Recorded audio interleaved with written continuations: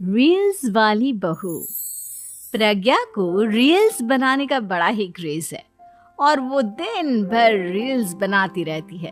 खाते पीते घूमते फिरते घर में कॉलेज में रील्स बनाने के कारण प्रज्ञा पूरे कॉलेज में हाईलाइटेड है। जहां उसकी रील्स सभी को पसंद आते हैं, वहीं मनीषा चिंता में डूबी रहती है। एक रोज जब खाते हुए प्रज्ञा रील्स बना रही होती है, तब मनीषा कहती है, 1 मिनट भी चैन नहीं है इस लड़की को। ये नहीं कि खाना तो आराम से खा ले, लेकिन नहीं, अरे थोड़ी देर रील्स नहीं बनाओगी तो आसमान नहीं टूट पड़ेगा। अरे मम्मी, इसी को तो कहते हैं डिटर्मिनेशन। तुम नहीं समझोगी ये सब। ए भगवान, इस लड़की को सद्बुद्धि दे।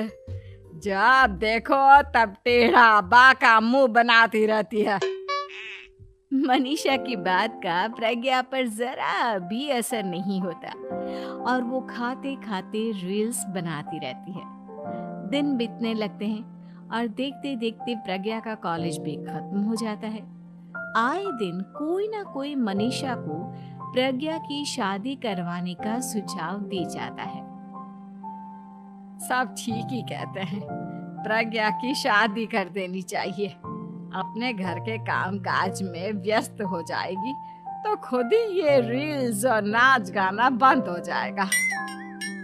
मनीषा और प्रेम प्रज्ञा के लिए एक अच्छा लड़का ढूंढने लगते हैं और तभी विकी का रिश्ता प्रज्ञा के लिए आता है, जिसने प्रज्ञा को उसकी रील्स देखकर पसंद कर लिया था। अगले दिन विकी अपने माता पिता के साथ प्रज्ञा के घर पहुंच जाता है और प्रज्ञा साड़ी पहने हाथों में चाय की ट्रे लिए उनके सामने आती है। जब विकी को पसंद है तो हमें भी बहू पसंद है। बहन जी, आप बारात की तैयारी कीजिए। एक बार लड़का लड़की अकेले में बात कर ले तो अच्छा रहेगा। हाँ हाँ, क्यों नहीं। मनीषा विकी को प्रज्ञा के कमरे में भेजती है, जहां प्रज्ञा पहले से ही रील्स बना रही होती है। तभी विकी कहता है, आ गए आपके साजन जी। हमारे साथ ये रील्स कंप्लीट करती तो और भी अच्छा रहता। अच्छा जी, अब आ ही गए हैं तो बना ही लेती हूँ आपके साथ। दोनों मिलकर रील्स बनाते हैं। जब वी मीट और तुरंत पोस्ट भी कर देते हैं। फिर विकी कहता है, जब आप साड़ी में चाय लेकर आए तब मुझे लगा कि कहीं मैं गलत घर में तो नहीं आ गया। अब सही है। दोनों की शादी पक्की हो जाती है और शादी के दिन भी प्रज्ञा रील्स बनाने से चूकती नहीं। यहाँ तक कि बारात के समय भी नाचते हुए रील्स बनाती है। सभी लोग प्रज्ञा की तारीफ के पुल बांध देते हैं और प्रज्ञा नाचती गाती अपने ससुराल चली जाती है। सब कुछ अच्छा चल रहा होता है। प्रज्ञा यहाँ भी दिन भर हर चीज की रील्स बनाती रहती है। लेकिन कुछ दिनों के बाद जब सुनीता कहती है, बहू, ये रील्स के साथ साथ कुछ काम भी कर लिया करो। वैसे तुझे और क्या क्या बनाना आता है? मम्मी जी, वैसे तो सब कहते हैं कि मैं सब कुछ अच्छा बनाती हूँ, लेकिन मुझे लगता है कि मैं मैगी अच्छा बना लेती हूँ। हाँ, कॉफी भी अच्छा बना लेती हूँ और मुंह तो सबसे अच्छा बना लेती हूँ। हैं? अच्छा अच्छा। सुनीता अपना माथा पकड़ लेती है और कहती है, बहू, कुछ खाना बनाना भी सीख लेती। मम्मी जी, मैं लंबी प्लानिंग कर रही हूँ। जल्दी ही मैं इतनी फेमस हो जाऊंगी कि मुझे पैसे मिलने लगेंगे। हम दोनों सास बहू राज करेंगे, राज। नौकर काम करेंगी और लोगों की तो लाइन लगेगी हमसे मिलने के लिए। तेरा दिमाग खराब हो गया है क्या बहू? हंसी मजाक तक ठीक है, लेकिन इस तरह घर नहीं चलते। जितना जल्दी हो इस घर के तौर तरीकों को सीख लो। प्रज्ञा मुंह घुमाकर चली जाती है और तुरंत उसी वक्त एक रील बनाती है। ये देख सुनीता का गुस्सा 7वें आसमान पर चला जाता है और विकी के घर आते ही सुनीता उसे सब कुछ बताती है।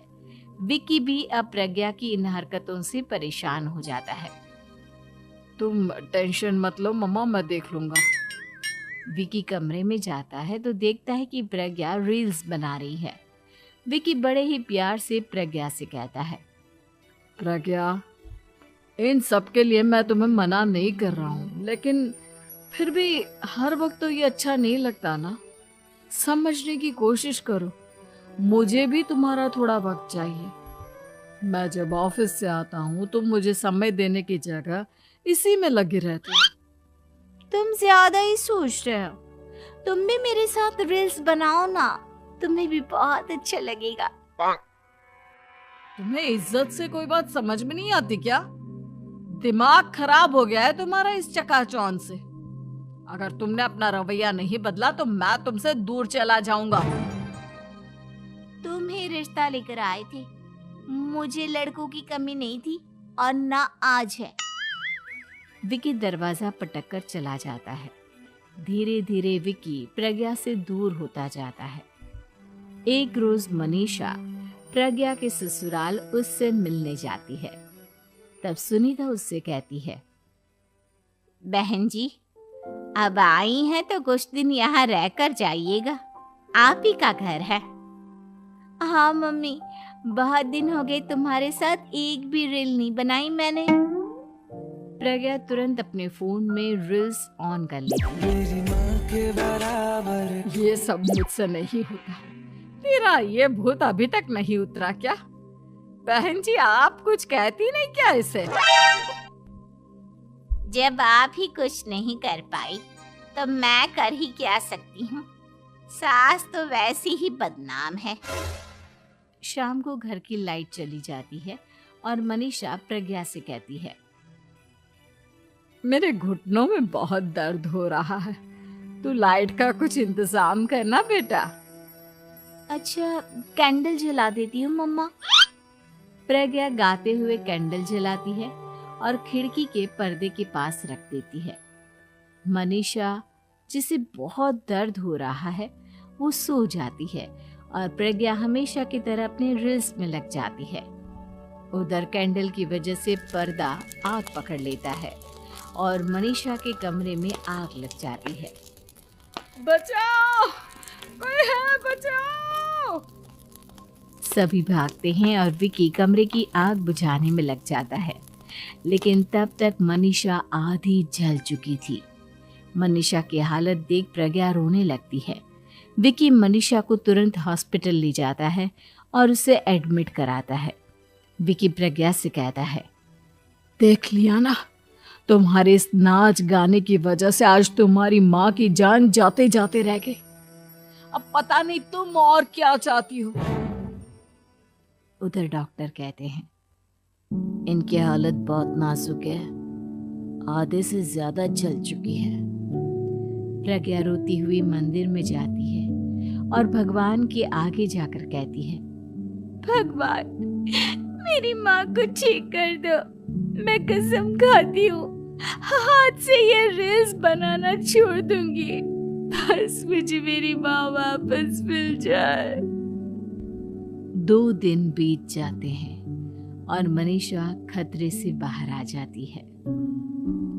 पेशेंट अब ठीक है, आप लोग उनसे मिल सकते हो।